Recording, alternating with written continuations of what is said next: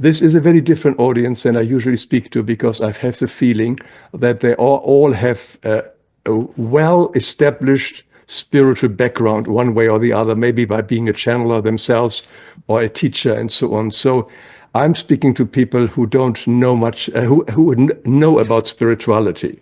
And I respect that. And I also want to be very clear, what I'm going about to share this evening is my personal understanding of the spiritual realm, of how I got there and who the person was who shared this material with us. And then also a little outline of how the material, sort of the concept of this material. And I fully respect that everybody else has a different view, and I'd have zero interest to convince anybody that what I believe is right for them or it's right for me. So I merely offer this material today, this evening or morning, depends where we are, may just only to put a bit more light behind my videos and to understand where they come from. Take from what you can, what you wish, and just leave the others alone. I have no interest in convincing anybody. I want to make that very, very clear. So the first part, I thought to talk a little bit about myself. As you mentioned, I'm an author and illustrator, and I've been doing that for 50 years or something like this and created a lot of books. And I never really wanted to come out, so to speak, with my spiritual side, because my children's books are usually, I don't have these spiritual angles. But when I was young, sort of in my teens, I could not believe the teachings of the religions. I grew up in Germany, as you probably can hear, and I couldn't really believe what the religious establishment was telling us, that there was a loving God. But if there was a loving God, why was there so much misery? Why was there wars? Why was there sickness and so on? It just didn't make sense to me. It was only when I later moved to Africa and I came into contact with the teachings of Edgar Cayce. And for the first time, basically, I heard the word reincarnation, which was totally, I mean, I've heard it before, but it didn't make any sense to me. And when I studied the material of Edgar Cayce, suddenly everything became very clear to me. And for the first time, I really knew that God is love and there is reincarnation. I also learned that Christ taught reincarnation. And that was a major breakthrough for me. So I studied from that onwards for years after years, many different paths, Course in Miracles and Conversation with God, Rudolf Steiner, and so on, whatever was going on.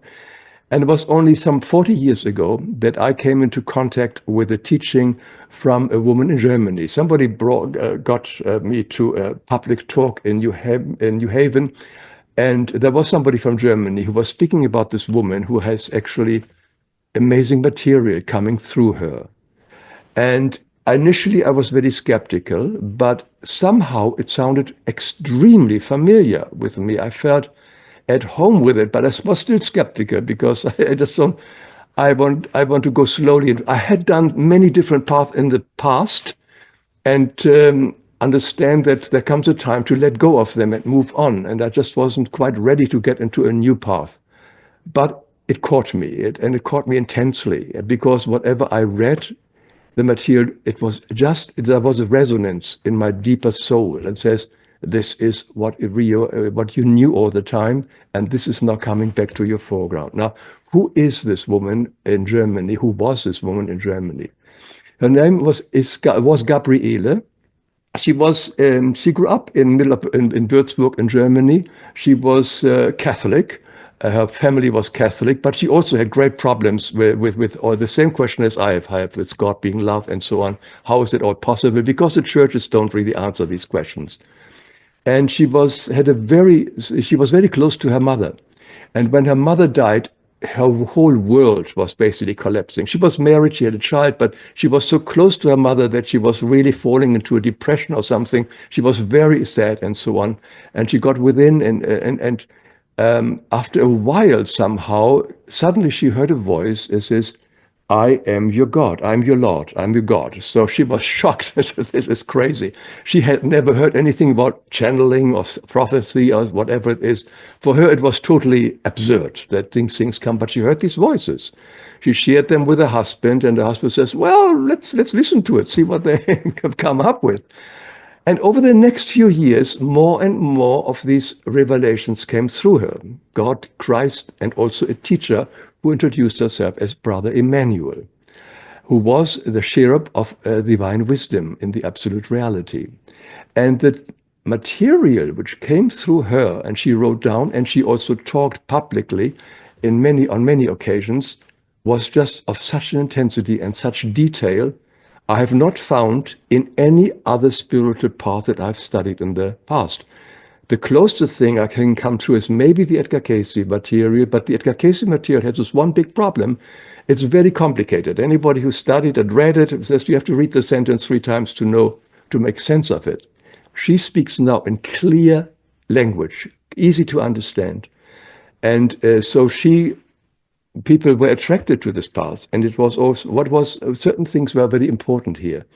Of course, Christ came to as well, speaking about reincarnation and that the churches have taken it out or ignored it in teaching. And once you understand reincarnation, of course, a lot of things in our life make sense. He explains how our karma is stored and so on, and all the great details on thousands and thousands of pages written. And they have now, they are now compiled in a huge library in Germany, the Sophia Library. And on some of these books are in the back of here. There are a lot of material. And the important thing here I like to mention is that there is no organization. There are no teachers. There are no superiors. Christ teaches we are all brothers and sisters. And if you want to follow this path, you do it with me alone. You and I, or you and God, whatever you wish to, are the ones. You connect with God, and you do not connect to another human being. Because you have got all the wisdom and all the direct connections within yourself. You have got the Christ spark and the God spark, and that will lead you, once you understand, to follow your inner guidance in every situation. And that, of course, attracted me very much so, because I just saw how easily spirituality can be commercialized. And this was not the case. This was really only the books or the videos and so on. And over the time, as I said, Gabi traveled around Germany and talked, and she also came, and thousands of people came to her lectures in some of these cities. She also came to America, where I was fortunate enough to be partly her interpreter, because she doesn't speak English. We traveled through Colorado and the East Coast and so on. And also, I did also something else. Over time, a lot of people moved to Würzburg because there was a source of information, and you could come there once a week, and you had new teachings coming through Gabi. So a lot of people gathered there, and they lived in the communal homes where people got together. They bought houses. I bought a house together with 7 other people, and we sort of lived communally. It was very inexpensive. It was very interesting, and we followed this path, and everybody individually on their own. As I said, there was no superior, no teacher. It was always between us and Christ, or us and God. I changed after 7 years. I left it and I came back to America because I think living in Germany, middle Germany, where it's always cloudy and dark and so on, I think I just wasn't for me. I need a blue sky. That's why I left for Africa and now live on the east coast of Connecticut, which has usually a blue sky. So basically, I like the American way of life in many ways. So I'm here in America. This was totally a path I did on my own, and I was keeping it for myself. But one day, when my father was dying, he was a soldier in the Second World War, and he had seen a lot of death. Soldiers dying left, right, and front. He killed a lot of them. And he knew in his understanding that after somebody got killed, there is no more existence. There is no consciousness. He was absolutely convinced about it. He has seen so many dead people, dying people, that he says there is nothing after death. And he was quite content with it. He says, when I'm dying now, I'm gone. There's nothing of me. So as he was lying there in his last few days, we children took turn be with him. And I said to him one day, says, you know, that just in case, your assumption that you don't exist after death anymore, I would like to tell you sort of 10 points of what could probably happen when you die, that you may face situations that you find out you are still alive, etc. And then there's things which may happen when you die on the other side. So he listened to that, and then he smiled and said, that's your belief. I'm quite happy with my belief. And I totally forgot about it. And for years, It was 5 years later then when I was in a bookstore and suddenly a stranger came up to me. He introduced himself as a medium. This was Roland Comtois, who was well known here on the West Coast. I didn't know him, never heard of him, I never saw him before. And he came up to me and says, when you entered the bookstore here, your father came to me right away and he asked me to come up to you and say thank you for what you told him. Everything what you have mentioned, what might I have to expect on the moment after death, has happened and has helped me so much to get my bearings here right on the other side. And I'm now working on the receiving end of souls who are dying. And I see the total confusion of so many souls. They have no idea, that not even that they're dead, and what to expect. This confusion is tremendous. Would I please write books about what I know and share it with others? And that's when I decided, it says, I won't write another book because I remember when I was young, I was looking for answers. And I decided how to approach the young people. And at that time, it was YouTube. So I decided to make short videos, YouTube, based on Gabriele's teachings. And that's how I started some 13 years ago to make these very short little videos. Many of you have seen them probably, where I basically show visually, because I'm an illustrator, how karma works. Somebody hurts somebody else, it gets stored in their soul, in their body, in the Akashic records, and in the repository planets, and eventually it comes back. When you see this drawn out, it makes so much more sense. And this visual showing of how the spiritual laws work has been so successful that I said there are not 20 million viewers and so on. And it gives me great joy. I make this video for two people. One for myself to understand how these laws work, because once I draw it out, it becomes far more clearer to me. And then maybe for one person who may benefit from it. And of course, I don't know who it is, but so for the one other person, I've always done my books the same way. I never made them for the masses. I made for the one person who might benefit from it. If they sold well, it's great. If they didn't sell, hopefully at least one person will benefit from it. So that kept my ego a little bit out of this whole thing. So that's how I make my videos. And of course, these videos I keep free of advertising. I finance them myself. I also don't ask for donations. Unfortunately, YouTube always, every few months or years, they put advertisements on it and I have to clear them. But it is just sort of my work out of love. And meanwhile, in Germany, the group gets bigger and bigger. Gabriele had her word goes around the world now on radio station, on television station. Again, without teachers, with anybody who knows better than anybody else, they're sharing the material, and there is also the library of course. And what is important there, that also a lot of people have settled down there and started their own businesses, following the Christ teachings, basically the Sermon on the Mount. So there are restaurants, there are hospitals, there are schools, etc., and they're all individually carried, and they're all sort of following very much many farms who live organically. And Gabriele over the year gave very precise information of how to tilt the earth, of how to feed the earth, and so on. Interesting material for anybody who's in the farming industry. And she is also a great designer. They call him. Here is a book. It's a very thick book. This sort of says the creator from the kingdom of God. And there you see, for instance, one thing I just have here. She brings down to our level of understanding of the houses, for instance, how everything is organic in the absolute reality. So she gives designs of how to make these houses here on Earth to have them more organic, and many of the houses in Würzburg are built already in this way, according to her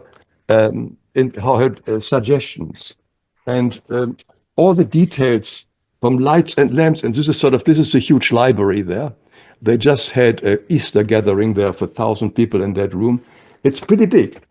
And again, you don't have to join anything. There is nothing to join. Very important for me.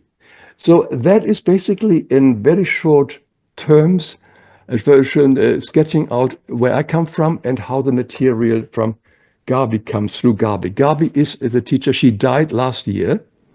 And during the Easter revelation we just had a week ago, she actually came back through another prophet, another person, and talked to everybody, which was very, very loving and very beautiful. So the contact with her persists, I think, because through the various revelations. She was a very, very humble person. She did not like the limelight. She did not want to go on stage and speak. She was fighting it. But she realized that she had been prepared for this job for many, many lifetimes before. I understand she was in a previous lifetime Hildegard von Bingen, although they will not officially admit it, but I think someone else close to her has said that, and sort of that could be interesting. And the gatherings are there every week for people who are interested, and it's an interesting kind of phenomena. And her videos are also on a television series, is also available in English. Anybody who's interested can go to, you punch in Radio Santec, Santec, and there you see the television connection, and there also is an enormous audio library. So you can listen to her teachings, everything for free, on different meditations, etc. You can make yourself familiar with it. So that's basically, it's a Christ-centered kind of teachings. And if it's okay, I like to give a rough outline of the basic teachings, if that is okay with you, because I think that may give an idea. So the basic teaching basically says that it's all vibration. Everything is vibration and frequency. You and I, every atom, every chair we're sitting on is nothing but vibration. There's nothing else but vibration and energy. And you and I and everybody else is vibration. And vibration attracts like. So the higher evolved beings link with higher evolved beings, and the other ones are lower end. So everything goes by the law of attraction. Everything is vibration. The highest vibration we are calling the absolute reality. That is a reality of divinity, of God, where everything is God, God's spirit. That is made out of 7 powers: the divine will, divine order, divine wisdom, divine earnestness, patience, love, and mercy. In my videos, I go into more details in that one. But that is a consistent of these energies that make up the absolute reality, which are continuously morphing itself into the universes, into galaxies, into suns, into planets, and further on into life forms like the mineral, like the plant kingdom, like the animal kingdom, the nature being kingdom, and finally the spirit beings, whom we may call angels. This goes on in the absolute reality, which has no time. It's the only permanent now. There is no past and no future. It's difficult for us to comprehend because it's a 7-dimensional reality, and Gabi always had problems bringing it down to our understanding. But there was some time at the beginning when some of these high spirit beings left that absolute reality. And we call this the fall in the Bible. And this goes also to the Sumerian, a lot of other old cultures speak of this fall. It is which is known throughout mankind, that something happens, that a number of these pure spirit beings left the absolute reality. And with the fall, they created time and space, contrast, the law of contrast, and the law of cause and effect. The cause and effect law, the karmic law, does not exist in the absolute reality because we have here time, the delayed reaction. So over time, these spirit beings who decided to want to create their own spirit, their own heaven, no longer had the energy they used to have when they were close, when they were in the absolute reality. They used up a lot of the energy, and they began to fight with each other and draw energy from each other. And that's how strife and all the negativity started to happen.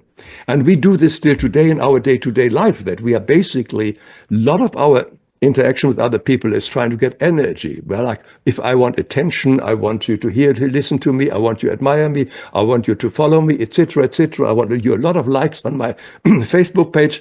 These are all energy drawing. When we do this continuously, and some people go to war for it, and they kill other people just to get energy, because we are basically have depleted all our energy. So our life here on earth is very tough because everybody is fighting for energy. Nothing of that exists in the absolute reality where we are the energy, where we are the divine God, spirit. So very simple speaking, so the question is, what is this thing here on planet Earth? And is it all right, Penny? Shall I stop? Shall I make a break? No. Please keep going. It's fascinating. We're all with you. Okay. There's a video, the amazing Planet Earth, School of Planet Earth, and I think I've explained it there.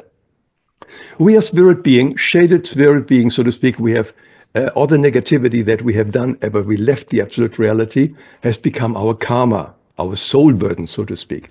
So most of the souls who have left the absolute reality have understood that they made a blunder, a big mistake. That's why our reality is only a temporary reality, because everything dissolves in the end. Every planet, every tree, every atom, and so on dissolves. Nothing exists. Whilst in the absolute reality, it's the eternal reality. Nothing dissolves there. So here we are having a temporary reality, and we are working ourselves back from our very low vibrational, egocentric life into a higher, more God-filled, loving vibration. That takes a lot of time in the spiritual realm, from level to level to level, because our perception of time is much longer there and much different here. So we were given the unique opportunity to incarnate to planet Earth. And planet Earth is a unique planet because it is one planet where souls of all different purification spheres can incarnate at the same time, which means your neighbor can be a very high evolved being, the other neighbor can be a very low evolved being, and they all come from different kind of aspects together. This is where we suddenly see other people living differently. Oh, they are Muslims, and they're Hindus, and they're Jews, and so on. This does not happen in the absolute reality, because like attracts like. We are surrounded by like-minded souls. If we are sort of religious Catholics, we are surrounded all by Catholics. If we are murderers, we are all surrounded by murderers. Like attracts like is the spiritual world. On planet Earth, everybody can come here for a very short time, only 24,000 days, which is very, very short. It's like we're going to the movies. So in that very short, that's why this is only a school. This is not our true time, our true home planet. We are only here visiting this planet, very short.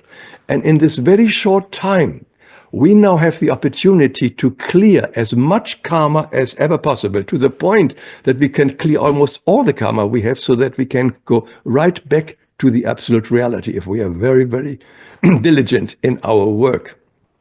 And the way how it works, we, of course, incarnate here, and the moment we incarnate, before we incarnate, we, of course, are shown the major kind of difficulties we may face in this life, and we agree to them, because that's the reason why we want to come here. We want to overcome, and we want to clear up these difficulties, and we also may want to learn certain things like giving love, forgiveness, compassion, and so on. So we know exactly what we want to achieve in this life, and that is sort of outlined, and we agree to it. Nobody is here against their own will.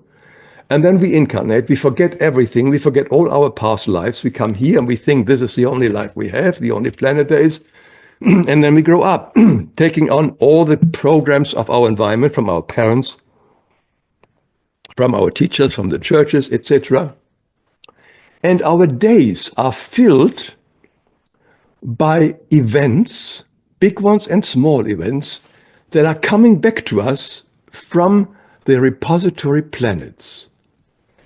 Everything, the phone call we get, the negative phone call, the losing all our money on the stock market, having a car accident, somebody cuts us off in the street, etc., etc. These are all little components of the day. And everybody has a different day. And all these components are basically coming, as I said earlier, back to us, which we have sown into the planet, returning back to us, so that we now have the opportunity to experience what we have done once to others, and also clear it up through forgiveness and asking for forgiveness. That is the whole idea, that at the moment our whole life is basically on rewind. Everything is a rewinding of stuff we have loaded onto this reel of life in previous lifetimes, and now we have the opportunity to clean everything up day by day by day. And everybody gets only so much as they can carry. Nobody is getting overloaded. We may think this is too much, but in truth, we are usually much stronger than, and we can take on these things because we have done a lot of negative stuff in past lifetimes. Most of us have. And these things somehow come back to us now, and to dissolve them, to resolve them, and to undo them. And to undo them is basically through forgiveness, asking for forgiveness, feeling remorse for it, as well, and asking God forgiveness, forgiving ourselves, and making amends where we can make amends. That's basically in the nutshell.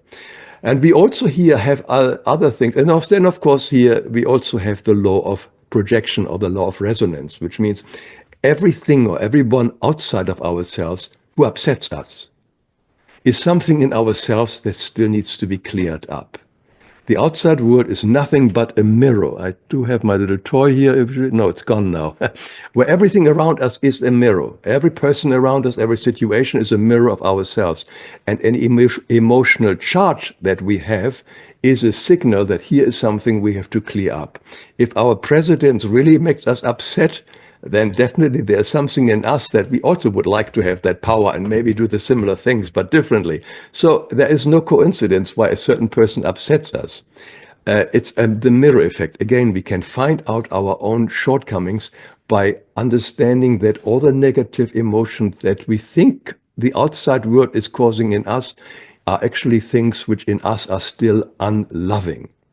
The other situation which we can also encounter here on planet Earth, which is very difficult for many to understand, if we have got certain vices, weaknesses, which are very strong, we can invite negative entities and they can overtake us. Spirit possession is unfortunately more common than we may want to admit in this world. Who are these negative entities? These are brothers and sisters who have fallen much further deeper than we have and have no energy left. And the only way for them to survive is drawing energy from human beings, for instance, and really clinging onto them, taking the energy, enjoying their vices through them, and living through them, and they're dominating these others. So these soul possessions is unfortunately a fact. And I have made several videos on that one. And I think soul removal is very important as well to consider for people who have extreme psychological problems. It could have been soul possessions. And then, of course, there's one other great difficulty we face are our thoughts. Thoughts are living beings. And when we feed a thought over and over again, it becomes like a dark cloud surrounding our head, and we are right in it, and we don't see anything else. We had this nasty dialogue with our boss yesterday, and we think about it, what we should say, why haven't I said it, what I will do tomorrow. Meanwhile, we are missing all these things which life gives us from moment to moment to clear up. We are missing the whole day. All these things which are coming from the stars to us, back our karma, we are missing. And because we are in the cloud of thought pattern. So that's another little thing. I feel I need a break. I think this is it at the moment. Wendy, I think I leave it like this. That was a lot. As I said, what I share here, once again, I want to say, I merely share what my understanding, and I just offer it. That's all. I don't want to convince anybody that this is the absolute truth for them. This is my truth as I like to believe in it. And to think this has also worked. It has changed my life. I've done other spiritual paths, and they were very interesting. But here, for the first time, I've done really steps forward for a more harmonious and more cleaner life in my own life. So the proof is in the pudding for me. So that's why it has worked for me, and it's working. It gives me comfort and strength.